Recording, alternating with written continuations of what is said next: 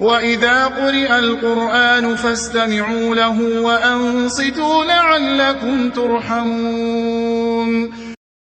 بسم الله الرحمن الرحيم. والتين والزيتون وطور سينين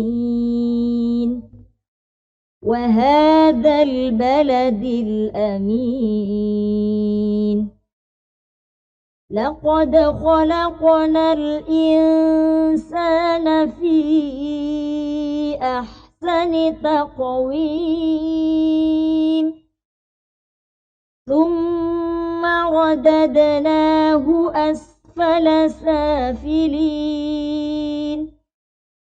إلا الذين آمنوا وعملوا الصالحات فلهم أجر غير ممنون. فما يكذبك بعد بالدين؟